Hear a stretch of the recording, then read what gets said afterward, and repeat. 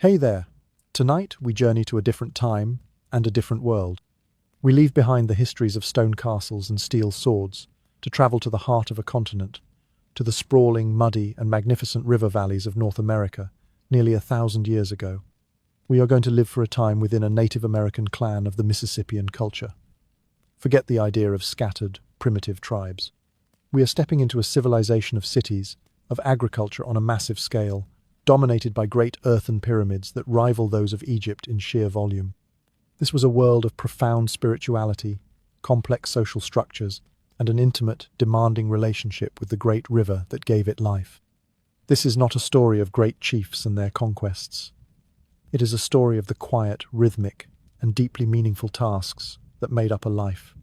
It's about the feeling of cool river water on a humid morning, the endless, grinding sound of corn meeting stone, the sight of 1,000 cooking fires lighting up the twilight, and the smell of wood smoke and damp earth. It's about understanding a world where your identity was tied not to your individual ambition, but to your family, your clan, and your place in the life of the town. If this kind of slow, detailed, and contemplative history helps you to quiet your mind and find some rest, I would be grateful if you would like the video and subscribe to the channel, but only if these stories genuinely bring you a measure of peace. And as always, I love seeing our community of listeners. Please, feel free to leave a comment and let me know where you're listening from and what time it is in your part of the world. There's a unique comfort in knowing we are all settling in together. So, dim your lights, turn on a fan for that soft, ambient hum if you find it soothing. Get comfortable, and let's step through a doorway in time, into the heart of a river valley, and into a life governed by the seasons, the soil, and the spirits of the earth. Dawn doesn't so much arrive as it seeps in. There's no sudden blast of light, just a slow, grudging surrender of the dark. The first thing you're aware of isn't a sight but a sound, the impossibly ancient chorus of frogs and insects along the riverbank, a sound that has been the world's morning alarm for millennia. It's a damp sound, a green sound. Through the woven reed walls of your house, the air carries the smell of the river itself, mud, decaying leaves, and the cool, clean scent of moving water. You lie still on your sleeping mat, which is woven from river cane and padded with a layer of dried grass and soft furs. It's not uncomfortable, but your body, after a lifetime of sleeping this way, has a deep, intimate relationship with the hard-packed earth beneath. You can feel the coolness of it through the mat, a constant reminder of the ground you belong to. You are not floating above the world on a mattress. You are part of it. And your back has some very strong opinions about this relationship every single morning. You don't move, not yet. This is a moment of pure potential, the only truly private moment you will have all day. The world outside the thin walls of your home is a world of clan, of community, of constant, unblinking observation. But in here, in the pre-dawn grey, you are just a collection of aches and the fading echo of a dream. Maybe the dream was about a hawk, or a fish with shining scales, or the unsettling feeling of running through a forest that had no end. You let it dissolve like mist on the water. Analysing it is a task for later, if at all. Such things are currency, but you don't spend them carelessly. The house is built of wooden poles bent into a rectangular frame, with walls of woven cane mats plastered with a thick layer of clay and dried grass, a technique called wattle and daub. The roof is thatched, thick and heavy. It's a dark, smoky, earthy space. You share it with your extended family. Your mother, your aunts, your sisters, their children. The men often sleep in separate, more communal structures, but here, in the heart of the clan, is the domain of the matrilineal line. This house, this land, this identity, it passes through your mother, to you, to your children. You are a link in a chain that stretches back farther than the oldest tree. No pressure. A soft shuffling sound tells you that one of your aunts is already awake, the matriarch. She moves with a quiet economy of motion, a woman who has not wasted a single gesture in 50 years. You hear the gentle clink of pottery as she uncovers the embers in the central hearth. A thin curl of smoke, smelling of hickory and yesterday's dinner, begins its slow journey up towards the smoke hole in the roof. You are not the star of today's performance. You are not even a supporting character. You are part of the ensemble cast, a crucial but ultimately anonymous face in the crowd scene that is daily life. Your role is not to stand out, but to fit in, to know your place, your tasks, your duties, and to perform them with a quiet competence that draws no undue attention. Glory is for the sun chief, the warriors, the great mound builders. Your glory is in the harvest, in a perfectly formed pot, in a healthy child, in the silent, shared understanding with the women around you. You swing your legs off the mat. The packed earth floor is cold against your bare feet. You stretch, a slow, deliberate unfolding of your limbs, feeling the familiar symphony of clicks and pops in your joints. Your hair, long and black, is a heavy weight on your back. You glance at your sleeping family, a jumble of limbs and blankets in the dim light. A cousin mumbles in her sleep. A baby sighs. This is the entire world. And as the first true ray of sunlight finds the smoke hole and spears the darkness, you take a quiet breath and think the universal mantra of everyone, everywhere, since the beginning of time. Well, here we go. Now that you're vertical, and pretending your neck hasn't been permanently molded into a new shape by a lump in your grass mattress, it's time for the morning's first ritual. It's not about beauty in the way you might think. There's no powder, no paint, not for a regular day. That's for ceremony. This ritual is about rejoining the world of the living, and it starts with the river. You pick up a small, undecorated clay pot and step out of the doorway.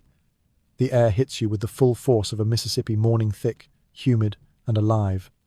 The village is nestled in the floodplain, a sprawling collection of houses like yours, arranged in a way that seems random, but is dictated by centuries of tradition and kinship. In the center of the village looms the reason for its existence, the mounds.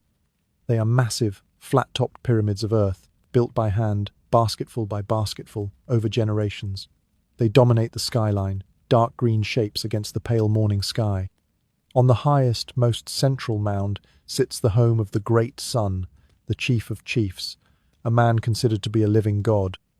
Other mounds hold the homes of lesser nobles, priests, and the charnel houses of the elite. They are stairs to the heavens, tangible proof of your people's power and devotion. You, however, live down here on the flat earth, in their shadow. You don't resent this. It's the order of things, as natural as the river rising in the spring. You walk towards the river, your bare feet making soft imprints in the dark, damp soil. Others are moving too, quiet figures in the mist. There are no paved streets, just well-worn paths winding between the houses and garden plots. The air smells of wood smoke now, 100 hearths waking up at once. You nod to a cousin, a silent greeting. Words are unnecessary this early. Everyone is on the same mission. The riverbank is a hub of quiet activity. This is your bathroom, your water source, your laundry. You find a familiar spot, slightly downstream from where water for cooking will be collected. You wade into the shallows. The water is shockingly cold, a jolt that shakes the last remnants of sleep from your bones.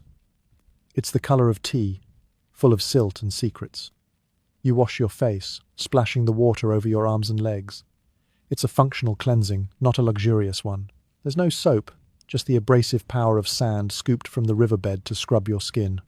You look at your reflection, a blurry, distorted version of your face rippling on the brown water. You see a face that is strong, with high cheekbones and dark eyes. It's the face of your mother, and her mother before her. It's a face that knows the sun, the wind, and the exact moment a maize stalk is ready for harvest. It is not the face of an enigma, it is the face of a worker. You fill your pot with water for the household, choosing a spot where the current runs a little clearer. Then you wade back to the bank, your deerskin skirt clinging to your wet legs. The whole process is done with an unthinking efficiency. This is not a time for contemplation, it is a time for doing. You are one of dozens of women performing the exact same ritual. It is a shared, silent dance that has greeted the sun for as long as anyone can remember. There is no privacy, but there is also no shame. This is life, stripped to its essentials.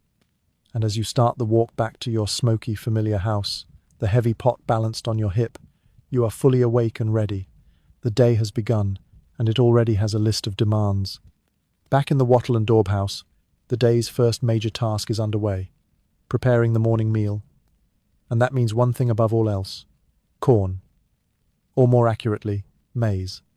Your entire world is built on it. It's not just food. It's the calendar, the economy, the reason you live in this sprawling town and not in a small nomadic band. It's the sacred crop, a gift from the spirits that requires constant, back-breaking gratitude. Your job right now is to turn the hard, dried kernels into something edible. You retrieve a metate, a large, saddle-shaped stone, and a smaller, loaf-shaped stone called a mano. This is your food processor, your blender, your everything. You kneel on the packed earth floor, a position you will hold for what feels like an eternity, and pour a measure of dried maize from a woven basket onto the metate. Then the work begins. You grip the mano with both hands and begin to grind, pushing and pulling the smaller stone across the larger one. The sound fills the small house, a gritty, rhythmic, scraping sound. Scrur, rape, scrur, rape, scrur, rape. It's the soundtrack of your life. Your shoulders and back protest immediately. This is not gentle work. It's a full-body workout that has sculpted the muscles of every woman in your clan. You lean into it, your body moving in a practiced rhythm that is as ingrained as breathing. The goal is to crush the kernels into a coarse meal. It's slow, tedious work. The maize is stubborn, resistant. You have to put your weight into it, your focus narrowed down to the tiny, incremental progress you're making. A fine, pale dust fills the air around you, coating your hands and arms. You breathe it in. Everything in your life, it seems, tastes faintly of corn. Around you, other women are engaged in similar tasks. An aunt is skillfully cracking hickory nuts with a stone, her movements precise and economical. Another is tending the fire, adding small pieces of wood to coax the embers into a steady, low flame. A pot of water, the water you just carried from the river, is set near the fire to warm. The air in the house grows thick with the smell of smoke, nuts, and the dry, dusty scent of grinding corn. You don't talk much. The work is too demanding for casual conversation, but the silence is not empty. It's a shared silence, full of understanding. A grunt from your aunt means the fire is too high. A sigh from your cousin kneeling beside you means her back hurts too. It's a language of shared labor, more intimate than words. After what feels like a lifetime, but is probably less than an hour, you have a small mound of coarse cornmeal. It's not the fine powder you'd want for a special occasion, but for the morning meal, it's enough. You scrape it carefully into a shallow pottery bowl. The next step is to make it into a simple porridge or a flatbread. Today, it's porridge. Your mother takes the bowl and slowly stirs the meal into the pot of hot water, adding a pinch of ash from the fire. The ash is alkaline, a trick discovered centuries ago. It does something magical to the corn, releasing its nutrients, making it more digestible, and preventing the sickness that plagues those who rely on corn without this ancient wisdom. It's chemistry, passed down as tradition. You don't know why it works, you just know that it does. The great-grandmothers knew, and that is enough. The porridge bubbles away, thickening into a greyish, unappetizing-looking gruel. A handful of the cracked hickory nuts and some dried berries are stirred in for flavour and richness. This is breakfast. It's not exciting. It's not meant to be. It's fuel. It's the energy you will need to spend the next 8 hours bent over in the fields under the hot sun. You are all served in small, simple clay bowls. You eat with your fingers or with a spoon carved from mussel shell. You eat quickly, silently. There's no ceremony to this meal. It's a practical necessity. The porridge is gritty, but warm and filling. The nuts provide a welcome crunch, the berries a faint ghost of summer sweetness. You eat every last bit, scraping the bowl clean. Waste is not a concept your culture can afford. As you finish, the sun is higher in the sky. The day is already growing warm. The brief, cool respite of the morning is over. Now, the real work begins. You rinse your bowl, set it aside, and get ready to head out to the fields. Breakfast is complete. It wasn't satisfying in a joyful sense, but it was necessary. And in your world, the necessary is everything. Now that you've been fueled by what is essentially a bowl of hot, gritty determination, it's time to head to the farm. And by farm, we don't mean a quaint little garden next to your house. We mean the vast, sprawling fields that carpet the floodplain, the lifeblood of your entire society. This is the engine that powers the mound builders, that feeds the priests, that allows the great sun to be, well, great. And you are a humble, vital cog in that engine. You gather your tools. There's no beast of burden, no plough. The technology here is you. Your primary tool is a simple hoe, but not the metal kind you might picture. This one is a large, sharp-edged mussel shell or the shoulder blade of a deer, painstakingly hafted to a long wooden handle. It's surprisingly effective but requires you to bend at the waist, a posture you will maintain for most of the day. You walk with your mother, your aunts, your sisters, your cousins, the women of your clan. Agriculture is largely women's work. The men are responsible for hunting, fishing, warfare, and the heavy labor of clearing new fields. But the day-to-day cultivation, the planting, the weeding, the harvesting that is your domain. This field belongs to your clan, your matriline. You know every dip and rise in the land, the spot where the drainage is poor, the place where the sun hits first. The field is a testament to agricultural genius. It's not neat rows of a single crop. It's a chaotic, brilliant jumble known as the Three Sisters. Corn, beans, and squash, planted together in a perfect symbiosis. The tall, sturdy corn stalks provide a natural trellis for the bean vines to climb. The beans, in turn, fix nitrogen in the soil, enriching it for the other plants. And the broad, sprawling leaves of the squash create a living mulch, shading the ground, preserving moisture, and choking out the weeds. It's a self-sustaining system, a masterpiece of ecological engineering. Your job today, weeding, it never ends. The rich river soil that is so good for your crops is also a paradise for every unwanted plant in the valley. You find your section, and you begin. You bend, your back parallel to the earth, and you chop with your shell hoe. Chop, chop, chop. The sound is dull, rhythmic. It joins the sound of dozens of other hoes, a percussive chorus of labor under the rising sun. The sun is relentless. There is no shade in the open field. It beats down on your back, on your neck. You wear a simple deerskin skirt, nothing more. Your skin, dark from a lifetime of this work, tans even darker. Sweat drips from your brow, tracing paths through the dust on your face. It stings your eyes. You don't complain. You don't even notice it much. It's just the way things are. The work is mind-numbingly repetitive. It's a form of meditation, almost. Your mind goes blank, focusing only on the next weed, the next patch of earth. Your body moves on autopilot, a machine perfected for this single task. Bend, chop, step, bend, chop, step. Hours pass. The sun crawls towards its peak. This is where the social part of the day really begins, not in words, but in proximity. You are working alongside everyone. You can see how fast your younger cousin works, her movements still slightly clumsy. You can see the steady, unwavering rhythm of your mother, a rhythm you try to emulate. You can see who is flagging in the heat, who is taking too many water breaks. Nothing is said, but everything is noted. It's a silent accounting of contribution, of worth. Occasionally, a story is told, shouted down the row. A bit of gossip is exchanged. An elder woman might start a song, a simple, rhythmic chant to keep the work moving. Your voices join in, a little breathless, but unified. It makes the work lighter, for a moment. It reminds you that you are not alone in your toil. You are one body, one clan, turning this mud into life. You see a rival clan working a few fields over. You don't interact, but you watch them out of the corner of your eye. You note the height of their corn. Is it as tall as yours? Are their squash plants as broad? It's a silent, constant competition, a matter of clan pride. A good harvest means not just survival, but status. It means you have the favor of the spirits. It means you are doing things the right way. You straighten up for a moment to stretch your protesting back, placing your hands on your hips.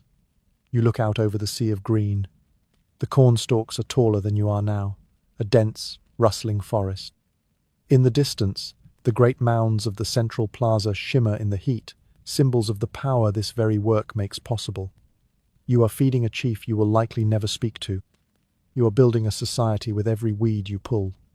You feel a dull ache in your lower back and a profound, unspoken sense of purpose. You take a drink of warm water from a gourd, wipe the sweat from your eyes, and bend back to the earth. The day is only half over. The sun has reached its highest point, a merciless white disk in a hazy sky. The air is thick enough to drink, shimmering with heat above the fields. A collective, unspoken signal passes through the women. It's time for the midday break. The work doesn't stop entirely, but it shifts its rhythm. You don't leave the fields that would be a waste of time and energy, but you seek out what little shade you can find at the edge of the cultivated land, under the dappled light of the trees that line a nearby creek. You collapse onto the ground, not gracefully, but with the heavy, boneless gratitude of someone whose muscles have been screaming for this exact moment. The relief is so profound it's almost dizzying.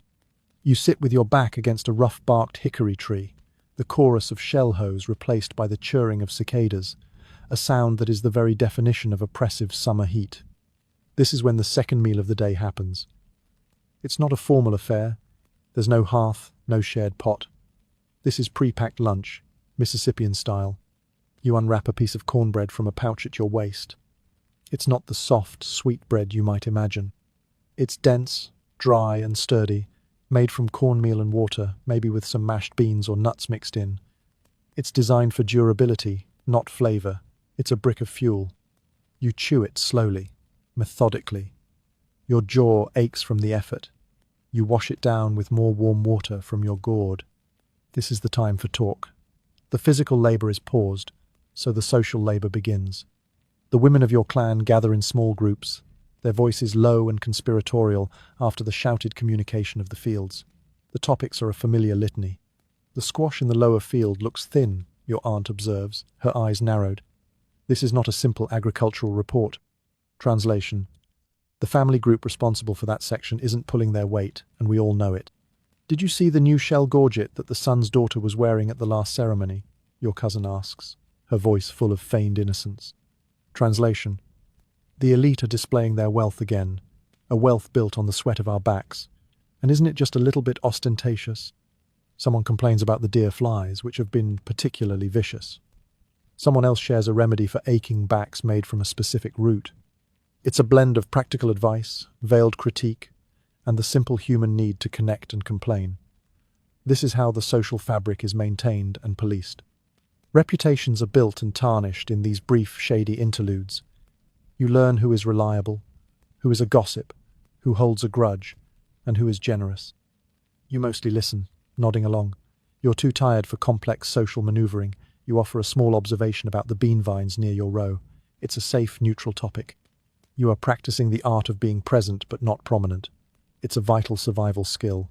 Drawing too much attention, whether through laziness or exceptional skill, can be dangerous. The goal is to be a good, solid, unremarkable part of the whole. You watch the men and boys returning from the river, their fishing nets slung over their shoulders. You can tell by their posture if the catch was good. Today, it seems average. They will spend their afternoon mending nets, sharpening spear points, or working on their own projects. Their world and yours run on parallel tracks, intersecting at meals and in the evenings, but largely separate during the working day. The break doesn't last long. Just enough time to eat, drink, and let the worst of the ache subside in your muscles. The sun is still high and hot, but the day is passing. Soon the elder woman of your group claps her hands. It's not a harsh sound, just a signal.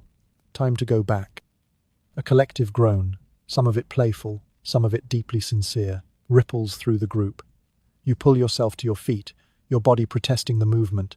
You grab your hoe. The thought of bending over again is physically painful. But you do it. Everyone does.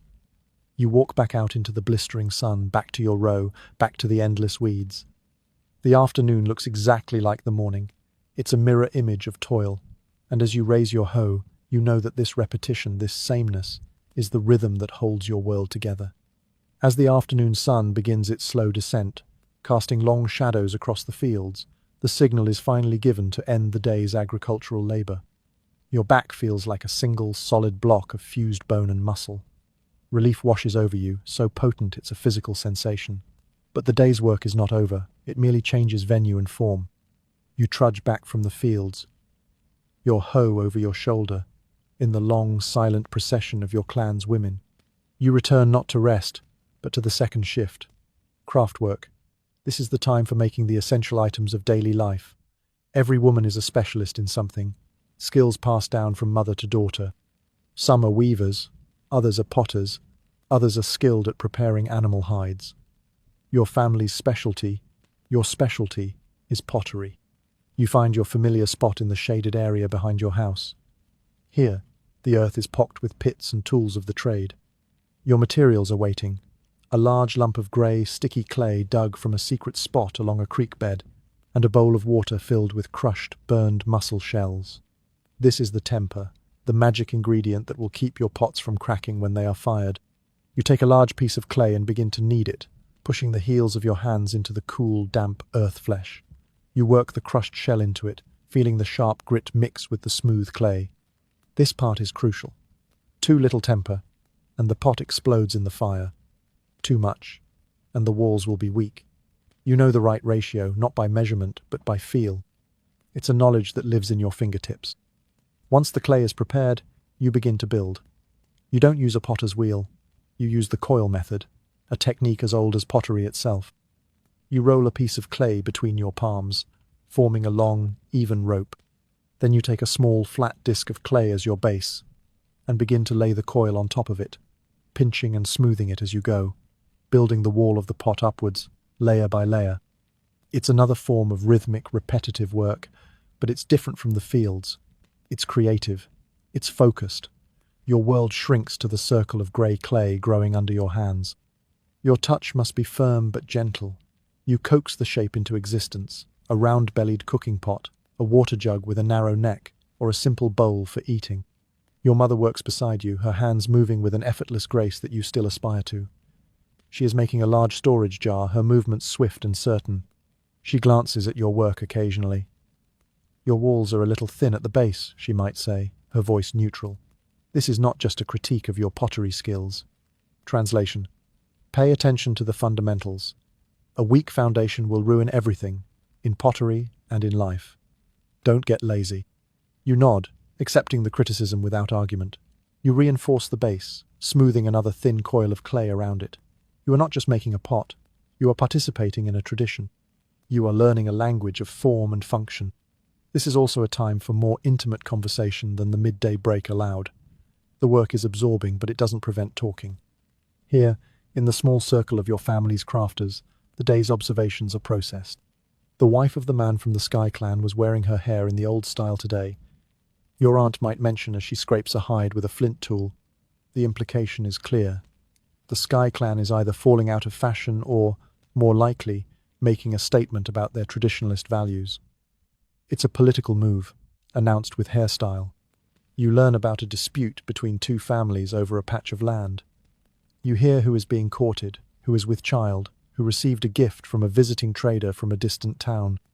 This is the news of your world, and it is delivered here, over the slow creation of essential things. You are making the fabric of your society, both literally and figuratively. You decide to decorate your pot. Using a small, carved wooden paddle, you gently tap the outside of the pot, leaving a repeating, geometric pattern. It's a simple design, one used by your family for generations. It's your signature. It marks the pot as yours, as belonging to your clan.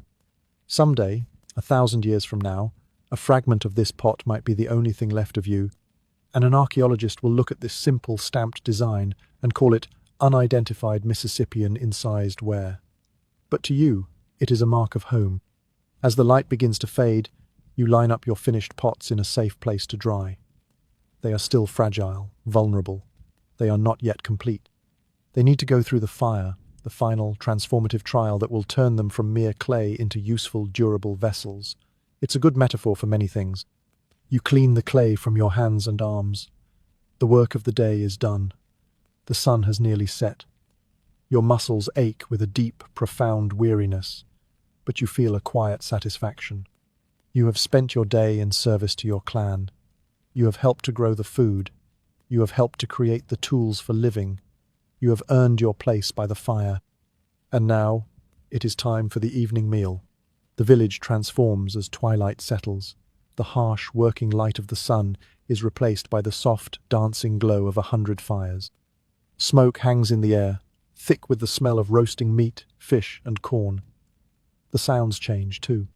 The rhythmic scrape of hoes and the quiet focus of crafting give way to the murmur of voices, the laughter of children, and the distant, rhythmic beat of a drum from the direction of the main plaza. The day's labor is done. The day's social life is about to begin. You gather with your extended family for the main meal. This is a more significant event than the hurried, functional meals that bookended the workday. This is a time for the clan to come together, to share the bounty of their collective efforts. The men have returned with fish from the river, or perhaps a turkey or deer from the forest. The women have prepared the harvest from the fields. It all comes together in the central cooking pot, a bubbling, savory stew that represents the union of all their work. Tonight, it's a thick stew of corn, beans, and squash, the ever-present Three Sisters butt enriched with chunks of fish caught this afternoon and flavored with wild onions and herbs. The smell is intoxicating after a long day of hunger and toil. You sit in your designated place in the circle around the fire. Seating is not random. It reflects status, age, and relationship. The elders are given the place of honor. The children squirm at the edges. You are somewhere in the middle, a recognized adult worker with a place that is earned and respected, if not prominent. The stew is ladled into your personal bowl, the one you ate from this morning. You wait until the elders have begun to eat before you take your first bite. Etiquette is paramount. To eat before your elders would be a profound sign of disrespect, an act of social suicide. The food is delicious. The fish is flaky and savory, the vegetables soft and satisfying. It's a meal that tastes of the earth and the river, a direct communion with the world that sustains you. You eat slowly, savoring it. Unlike the morning meal, this is not just about fuel, it's about community. It's a celebration of survival, of another successful day. The conversation flows more freely now. The men recount the day's hunt or fishing expedition. It's not just a story, it's a report on the health of the forest and river, information vital to everyone's survival. They might discuss the tracks of a panther seen near the outer fields, a warning for everyone to be cautious. The women discuss the progress of the crops, the state of their craft work. But the talk is also more personal. Jokes are told, stories are shared. Your uncle, a renowned storyteller, might begin a tale of the trickster rabbit, his voice rising and falling in the firelight, his hands shaping the story in the air. You've heard the story a dozen times, but you listen intently, laughing at the familiar parts, absorbing the moral hidden within the humor. These stories are your history, your religion, your law, all woven into entertainment. You observe the subtle interactions, the way a young man looks at a young woman from another clan, a glance full of unspoken intention, the way your aunt offers a particularly good piece of fish to your grandmother, a gesture of respect and care. You see the complex web of relationships played out in these small, seemingly insignificant gestures. This is the glue that holds your society together. It's a world of unwritten rules and unspoken understandings, and your survival depends on your ability to read them correctly. A crier from the chief's mound might walk through the village, his voice calling out a proclamation. Perhaps there is to be a special ceremony tomorrow.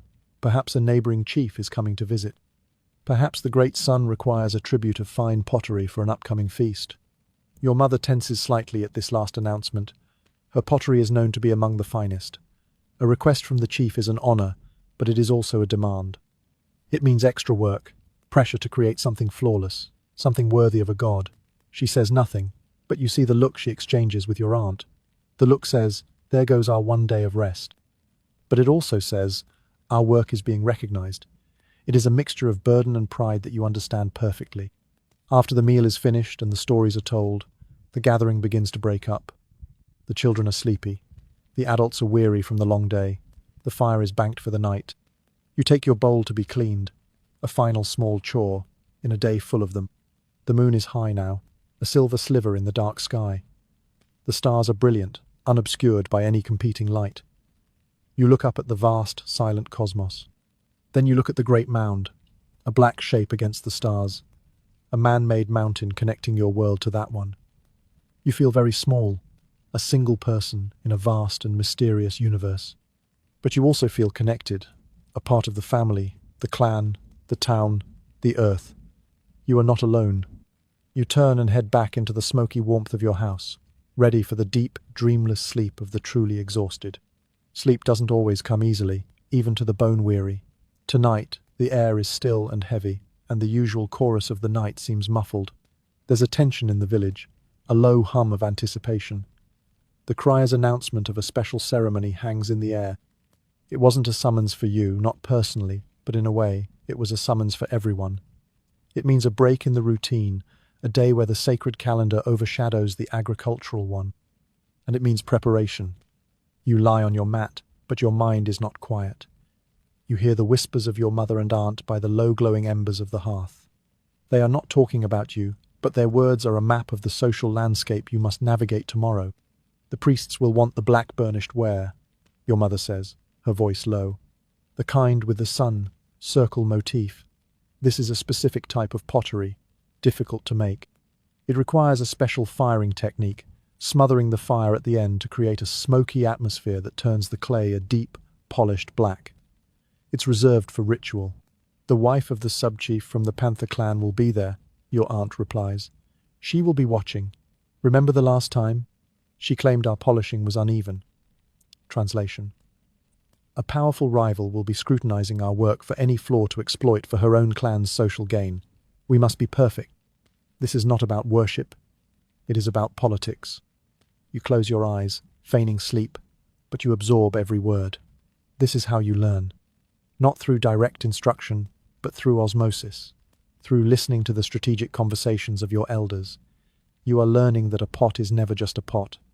It is a statement, a weapon, a prayer, a political alliance. The sounds from the village are different tonight too. The usual quiet is punctuated by activity. You can hear the distant, rhythmic pounding from the men's lodge, where they are likely repairing the ceremonial drums or preparing the sacred regalia. You hear a group of young men practicing a chant, their voices rising and falling in a pattern that sends a shiver down your spine. It's a sound of power, of the spirit world drawing near.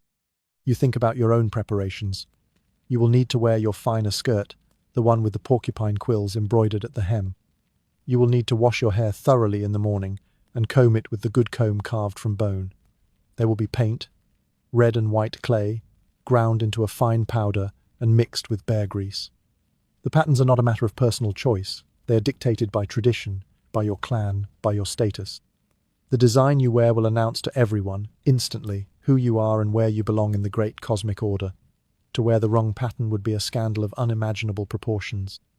This is the part of your life that is both terrifying and exhilarating. The daily toil is predictable, safe, but ceremony is a performance on the grandest stage. Your every move will be watched, not just by your neighbors and rivals, but by the ancestors, by the spirits, by the gods themselves. A misstep in the fields means a few lost weeds. A misstep in a ceremony could bring disaster upon your clan, a failed harvest, a sickness, a lost battle. The stakes are infinitely higher. You imagine standing in the great plaza at the foot of the chief's mound, the sun beating down, the air thick with incense, the smoke of sacred herbs, the sound of the drums and shell rattles filling your entire body, the sight of the priests and the great sun himself, adorned in feathers, copper and shells, looking more like gods than men. You will be one face in a massive crowd, but you must be a perfect face, a worthy face.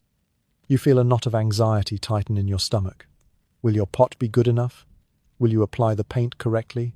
Will you remember the right responses in the chants? Will you trip? The thought is mortifying. You, a clumsy footnote in a sacred epic. But beneath the anxiety, there is also a thrill. This is what it's all about. This is the meaning. The endless days of work in the fields, the tedious hours grinding corn, the patient crafting of pots, it all leads to this. It is the moment where your small, individual life connects with the great, eternal story of your people. You are not just a laborer, you are a participant in the cosmos. You push the thoughts away. Worrying will not help. You focus on the rhythm of your own breathing, the feel of the fur blanket against your skin. You let the low murmur of your mother's and aunt's voices become a soothing, familiar hum. They are worried too, but they are also capable. They are strong, and you are their daughter. You are a link in that chain. You will do what needs to be done. You will make the pot. You will wear the paint. You will find your place in the crowd. You will be one small, perfect part of the great whole.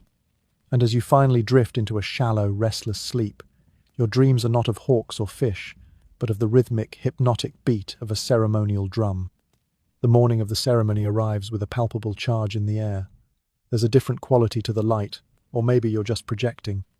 The usual slow, sleepy start to the day is replaced by a quiet, focused urgency. Today, the work is not in the fields. It is on yourselves. The ritual bath in the river is more deliberate. You scrub your skin more thoroughly, taking care to wash your long hair until it squeaks. The water is still cold, but today the shock feels purifying, a necessary cleansing before entering the realm of the sacred. When you return to the house, the atmosphere is that of a backstage dressing room before a major performance. The special pottery, the black burnished ware your mother spoke of, is carefully wrapped in furs, ready to be presented as your clan's offering. Your mother inspects each piece one last time, her face a mask of concentration. A single, almost invisible crack is discovered in one of the bowls, a collective, sharp intake of breath. The bowl is set aside. It cannot be offered. It is imperfect. The failure stings, a small blow to the clan's pride before the day has even truly begun. Then comes the paint. Your mother and aunt are the artists. You sit still, a living canvas, as they apply the sacred designs. They use small brushes made from animal hair and sticks with frayed ends. The paint, a mixture of clay and grease, is cool and thick against your skin. A white hand and eye symbol is painted on your shoulder, a protective emblem of your clan. Red parallel lines are drawn on your cheeks, precise and unwavering. You do not speak. You barely breathe. Your job is to be still, to be a worthy vessel for the symbols you will carry. You look at your reflection in a bowl of still water. The person staring back is not the girl who toils in the fields. It is someone else, someone older, more serious, a part of the mystery. The paint is a mask, but it is also a revelation, showing not your individual personality, but your spiritual identity. Once painted, you dress in your finest. The deerskin skirt is softer, more supple, decorated with intricate patterns of shells and dyed porcupine quills that rattle softly when you move. You wear a necklace of polished shell beads, cool against your collarbone. Every item has been saved for an occasion like this. To wear it on a normal day would be unthinkable, a vulgar display. Today, it is required. When everyone is ready, you step out of the house. The entire village has been transformed. Everyone is adorned, painted, moving with a new gravitas. It's as if you are all playing a part you were born for, but only get to perform a few times a year. You walk with your family toward the central plaza, carrying your clan's offering of pottery. The plaza is a vast, open space, meticulously swept clean. It is framed by the great mounds, which seem even larger and more imposing today. Thousands of people are gathering, arranging themselves by clan and lineage. The air is electric, humming with the contained energy of the crowd. You find your designated spot. The sun is hot, but no one seems to notice. The air is thick with the scent of burning cedar and tobacco, a sacred incense that tickles your nostrils and makes your eyes water. The low, steady beat of the drums begins, a heartbeat for the entire community. It gets inside your chest, matching the rhythm of your own pulse until you can't tell the difference between them. Then they appear. At the top of the great temple mound, the priests emerge, their bodies painted in elaborate, terrifying patterns. They wear headdresses of feathers that shimmer in the sunlight. Following them is the great sun himself. He is a dazzling sight, covered in copper ornaments that glitter like gold, wearing a cape of woven feathers, and a headdress so large it seems impossible. He seems to radiate light, power. He is not a man, he is a piece of the sun, brought down to earth. A hush falls over the crowd. The drumming intensifies. The priests begin a low, resonant chant, their voices carrying across the plaza. It's a language you only partially understand, an ancient, ritual tongue, but you know what it means. It is an invocation, a calling to the spirits of the sky, the earth, and the underworld. You stand perfectly still, your eyes fixed on the figures at the top of the mound. You are part of the audience, but you are also part of the ceremony. Your focused attention, your belief, your worthiness, this is your contribution. You are the vessel into which the power of the ceremony is poured. The ritual unfolds over hours. There are dances, the dancers moving in hypnotic, symbolic patterns. There are offerings, clan after clan presenting their tribute of food, hides, and crafts. When it is your clan's turn, your mother and aunts walk forward with the black pottery. You watch with a mixture of terror and pride as the priests accept the offering, holding it up for the crowd to see. It is deemed worthy. A wave of relief so powerful, it makes you feel weak, washes over you. Your clan has done its part. There are speeches, pronouncements from the great sun, his voice booming and otherworldly. He speaks of the harvest, of the gods, of the power of your people. You don't just listen to the words, you feel them as a physical force. This is not entertainment, It is a complex, necessary transaction with the forces that govern your world. You are renewing your covenant with the spirits, ensuring the sun will continue to rise, the rains will come, and the corn will grow. You are reinforcing the social order, reminding everyone of their place, from the lowest commoner to the great sun himself. You are becoming one people, one mind, one soul, bound together by shared ritual and belief. As the ceremony reaches its climax, the drumming becomes a frantic, deafening roar. The chanting is a wall of sound. You feel completely outside of yourself, lost in the sensory overload. You are no longer an individual with an aching back and worries about pottery. You are simply a part of the Mississippian people, a single cell in a great body, vibrating with sacred power. And in this moment of self-annihilation, you feel a sense of belonging so profound it is indistinguishable from joy. Then, as slowly as it began, it ends. The drumming subsides. The great sun and his priests retreat into the temple. The sacred spell is broken.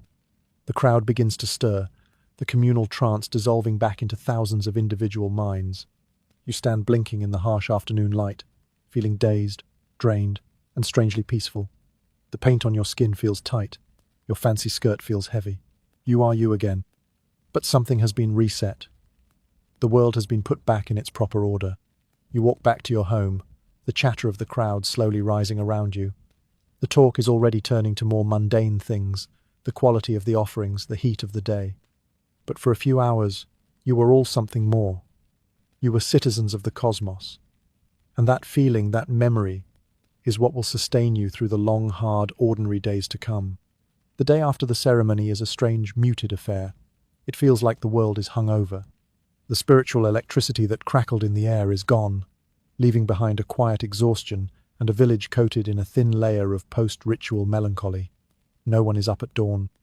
The collective unspoken agreement is to allow a slow start, a gentle re-entry into the mundane. When you do emerge from the house, the village looks normal again. The plaza, yesterday, a stage for the gods, is now just a vast, empty expanse of dirt. A few dogs sniff around for scraps.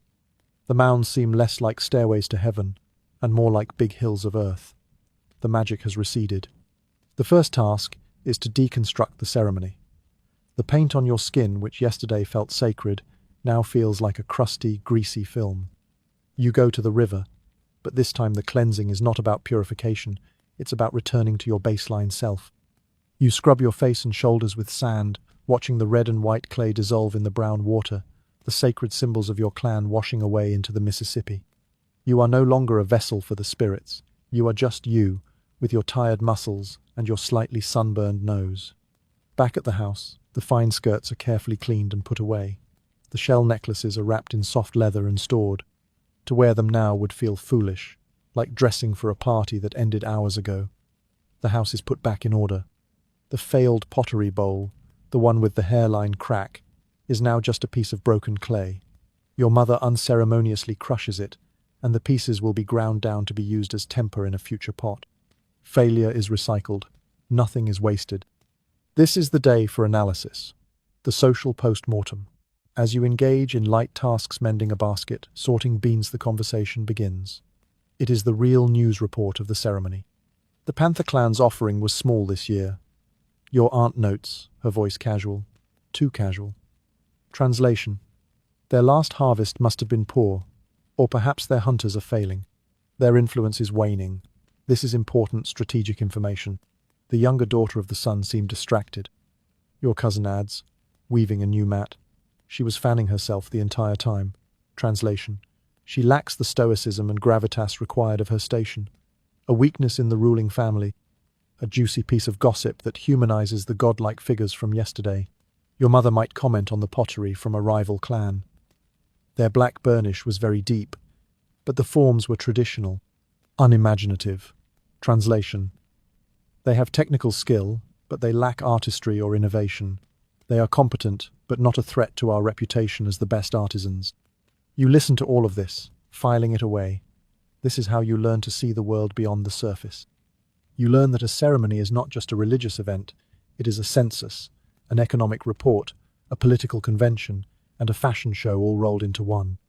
You learn to read the subtle signals of power, influence, and decline. There is a feeling of letdown. Yesterday, you were part of something immense, something eternal. Today, you are back to the reality of aching backs and the endless, repetitive tasks of survival. The corn still needs to be weeded. The river still needs to be fished. Life goes on, indifferent to the spiritual heights you reached just hours before. This is the cycle of your life. Long periods of mundane labor, punctuated by brief, intense moments of sacred communion. One cannot exist without the other. The work gives the ceremony its meaning, its relief. The ceremony gives the work its purpose, its cosmic context. To live only in the world of the sacred would be impossible. To live only in the world of the mundane would be unbearable. You exist in the rhythm between the two. You might feel a new sense of pride in your work. The pot you make today might not be for the gods, but you saw with your own eyes how a simple clay vessel can be a clan's statement of worth. There is a new weight to your hands as you work the clay. It's no longer just a chore. It's an art form with real-world consequences. By the end of the day, the rhythm of normal life has reasserted itself. The talk turns from the ceremony to the weather, to the state of the crops. The evening meal is the simple stew of every day, not the feast of a celebration. As you lie on your mat that night, the memory of the drums is already fading. It feels more like a dream than a real event. Was that really you, standing painted in the plaza? It seems a world away. You are back in your own skin, in your own small life. And there is a strange comfort in it. The ceremony was exhilarating, but it was also stressful. The mundane is exhausting, but it is also safe. You have returned. You have survived the notice of the gods for another season. And as you fall into a deep, truly restful sleep, you dream of nothing at all, which, after all the excitement, is its own kind of blessing. Weeks pass. Then months. The season turns. The blistering heat of summer slowly gives way to the golden, hazy days of early autumn. The air grows crisper in the mornings. The work in the fields reaches its frantic, joyous peak. It is the time of the harvest. All other activities cease. Every able-bodied person in the village is in the fields from sunup to sundown. This is the culmination of the entire year's labor, the moment of truth. A good harvest means a winter of plenty, of security. A bad harvest means hunger, weakness, and vulnerability. The work is relentless but joyful. You move through the rows of corn, now dry and rustling, snapping the heavy ears from the stalks. The husks are rough against your hands. You toss the ears into large woven baskets that the young men carry back to the village. The beans are plucked from their dried vines, the heavy squash and pumpkins cut from their stems. The fields that you so painstakingly tended are now systematically dismantled, their bounty brought within the village walls. The atmosphere is one of collective relief and celebration. There are songs, jokes, and laughter. The work is hard, but it is satisfying in a way that weeding never was. This is the payoff. Every drop of sweat, every aching muscle, has led to this abundance. In the evenings, the work continues. The entire village becomes a massive food processing center. Great piles of corn are stacked in the open spaces between houses. Your family, like every other, gathers around a fire, and the shucking begins. You pull the dry, papery husks from the ears of corn, your hands moving automatically. The pile of golden ears grows beside you. This is a time of immense social activity. It's the most relaxed and communal time of the year. With the food physically present, the deep-seated anxiety of survival recedes. People are generous, optimistic. Stories are told. Young men and women flirt more openly than at any other time of year. Marriages are often arranged during the easy intimacy of the harvest. You sit with your cousins, your fingers flying, shucking ear after ear. You gossip, you laugh. You watch a young man from a neighboring clan who has been making eye contact with you for weeks. He's known as a good hunter, and his family's field did well this year. Your aunt notices you watching him, and you see a small, knowing smile on her face. She doesn't say anything, but the look is clear. Translation: he would be a good match. He is a provider. This is a possibility worth considering. You blush and focus fiercely on your work, but your heart beats a little faster. Once the corn is shucked, it must be preserved.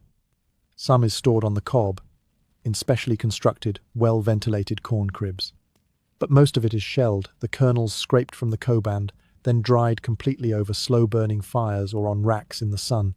This is the grain that will feed you through the long, cold, dormant months of winter. The dried kernels are stored in large, sealed pottery jars or in deep pits lined with grass and clay. The entire process is a village-wide, synchronized effort.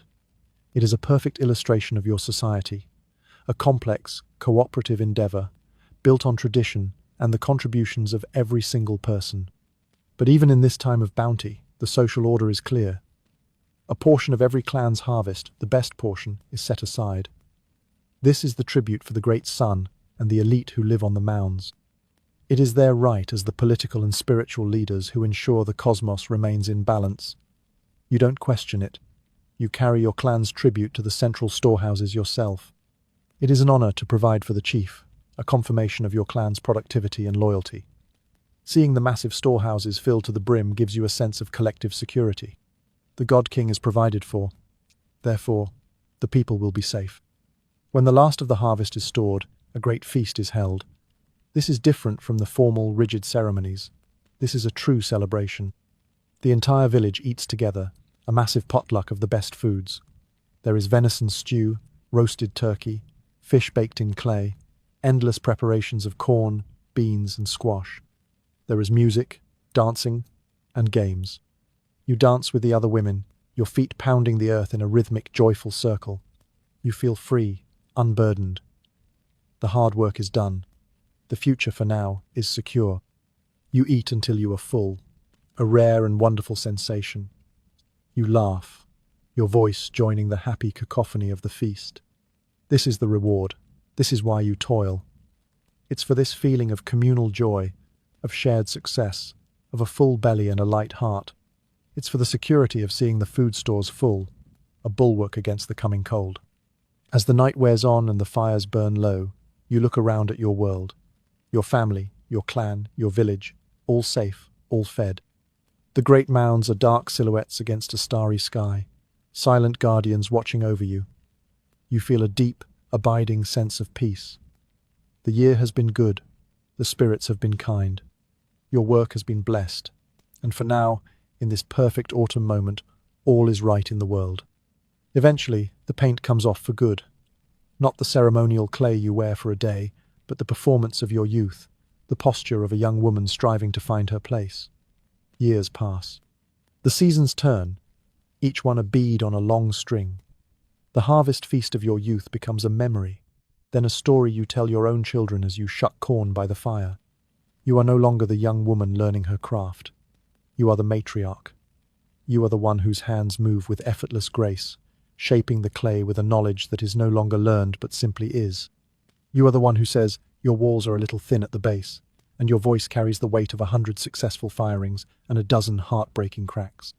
You've played every part, the curious girl listening to the whispers of the elders, the strong-backed woman in the fields, her hoe rising and falling in the sun, the skilled artisan, her hands covered in clay, the young mother, her heart tight with worry for a sick child, the respected elder, whose opinion is sought on matters of planting and politics.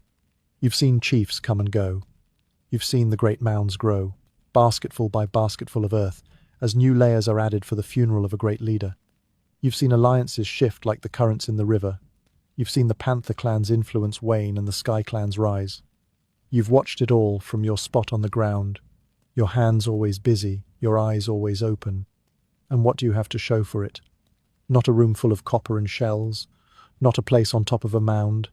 You have a family, a lineage that passes through you.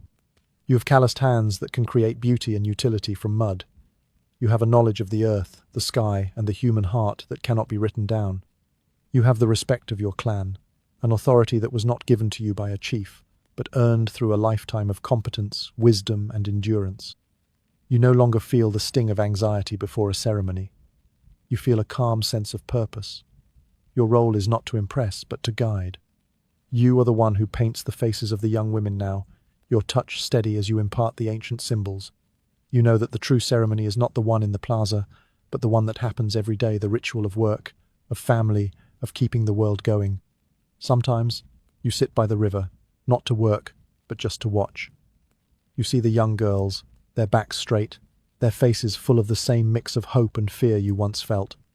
You see them watching the young men, you see them competing in the fields, You see them learning the silent language of social survival. You don't interfere. This is their story to live, just as you lived yours. You smile. Not a warm smile, not a cruel one, just a knowing one, because you've played the game. You've lived by the rhythm of the seasons and the strict rules of your society. You have bent your back to the earth, and in return the earth has sustained you. You are still here, still strong, still a vital part of the whole. What remains when the youthful ambition fades, when the daily dramas lose their urgency? A deep, quiet strength. A sense of belonging that is as solid and real as the earth beneath your feet. You are a root in the great tree of your people. And in a world of constant change, of seasons and floods, and the shifting fortunes of clans, that is the most powerful thing a person can be. You are not a god on a mound. You are the earth that holds the mound up. And you know, with a certainty that needs no validation, that is more than enough.